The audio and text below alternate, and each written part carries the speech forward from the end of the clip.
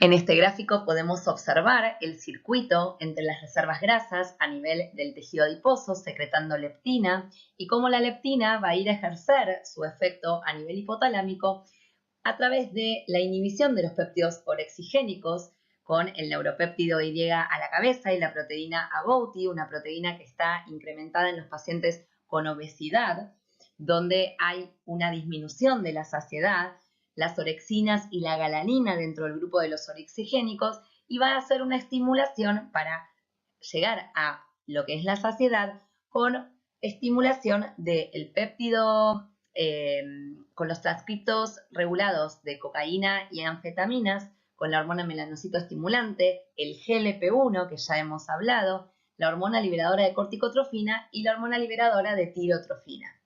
Entonces, si hubiese leptinodeficiencia, lo que pasaría es que, sobre todo el neuropéptido Y, va a inducir hiperfagia y también la obesidad.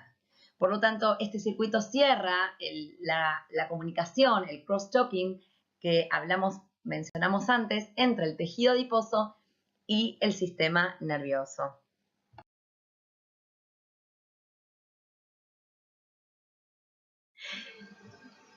Si bien la grelina es una hormona que no está secretada dentro del tejido adiposo, es una hormona que está íntimamente relacionada con el circuito que mencionamos anteriormente. Es la primera hormona de origen gastrointestinal con capacidad activadora del apetito, tiene 28 aminoácidos, se aisló en el año 1999 y tiene como ligando al receptor de los secretagogos de hormona de crecimiento. De hecho, la grelina aumenta la liberación de hormona de crecimiento. Su secreción es pulsátil, con niveles pico procediendo a la ingesta de alimentos, y las concentraciones más bajas son post-ingesta. A nivel hipotalámico ha demostrado efectos contrarios a los de la leptina, con lo cual la grelina va a aumentar la expresión y activación de neuronas para el neuropéptido Y y la proteína agouti, y en cambio va a tener el efecto contrario a la leptina con respecto a la propia melanocortina y a los transcriptos regulados CART. La adiponectina es otra hormona que va a producir el tejido adiposo. Es una proteína que tiene 244 aminoácidos, pertenece a la superfamilia del colágeno y presenta varias formas circulantes según el peso molecular. Nos encontramos con proteínas de bajo peso molecular, muy bajo peso molecular, también formas globulares. Es parecido a lo que sucede con la hormona prolactina, puesto que no todas las mismas formas moleculares van a tener significancia clínica. Es sintetizada por el adipocito visceral y tiene receptores que se codenominan adipo R1, que lo vamos a ubicar en músculo esquelético, y adipo R2, que se va a ubicar en el hígado.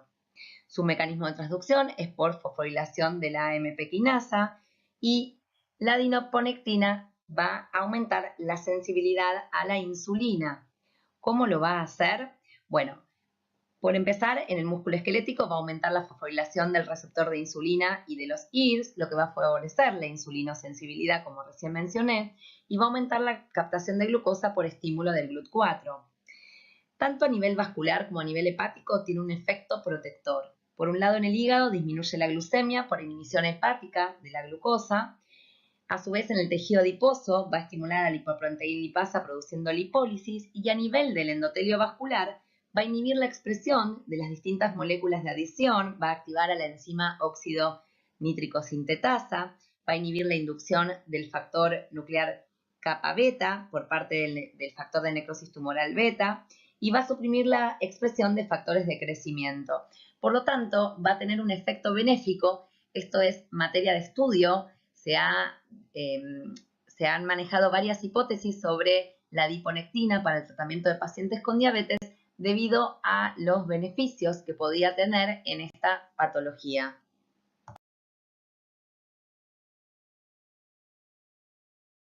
La resistina es otra de las proteínas que secreta el tejido adiposo, aunque otros tejidos también lo hacen. ¿Por qué es importante? Porque se sugiere un rol en los estados inflamatorios.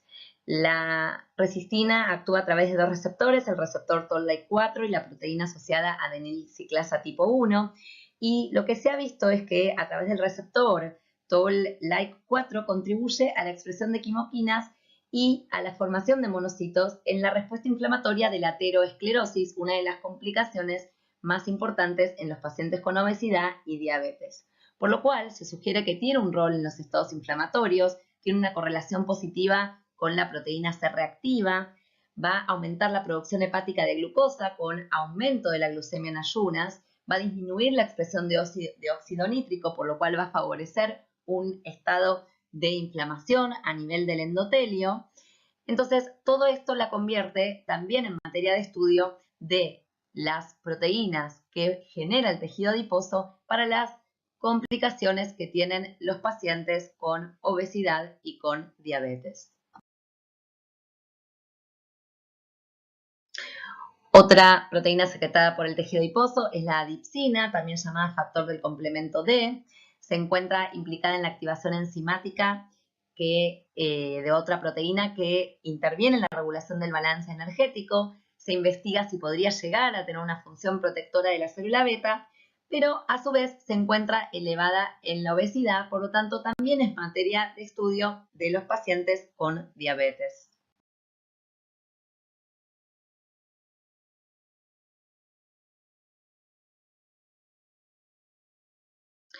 Por último, y casi finalizando este seminario, vamos a hablar brevemente de las adipocitoquinas que no son específicas del tejido adiposo, que son las interleuquinas, que todos las conocemos, el factor de necrosis tumoral alfa y el inhibidor del activador del plasminógeno.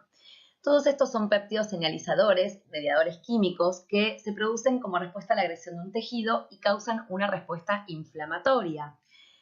Es lo que les vengo mencionando casi todas las diapositivas previas. La respuesta inflamatoria, que en el caso de los pacientes con obesidad y con diabetes, lo que tienen exacerbado es esta respuesta inflamatoria.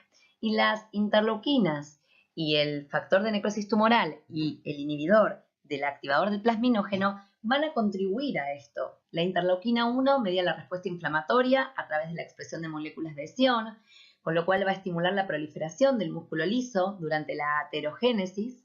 La interleuquina 6 es una citoquina multifuncional desde el punto de vista inflamatorio y va a regular también el proceso durante la injuria tisular. El inhibidor del activador del plasminógeno también es clásicamente sintetizado también por células endoteliales y por hepatocitos, y la insulina sería el principal regulador de su síntesis a nivel del hepatocito. El factor de necrosis tumoral alfa, que también es producido por otros tejidos, además del tejido adiposo, va a intervenir en la inflamación tanto local como sistémica, y en el hígado va a aumentar la expresión de genes relacionados con la síntesis de nuevo de colesterol y de ácidos grasos, y va a disminuir la expresión de GLUT4 generando resistencia insulínica. Entonces, a modo de resumen, todas las proteínas que hemos visto, así como cuando empezó el seminario y les comenté sobre la fisiología del tejido adiposo, tiene una relevancia importante la inflamación para lo que es la obesidad y los pacientes con diabetes. Para finalizar, quiero compartir con ustedes los principales resultados de la cuarta encuesta nacional de factores de riesgo de nuestro país del año 2018.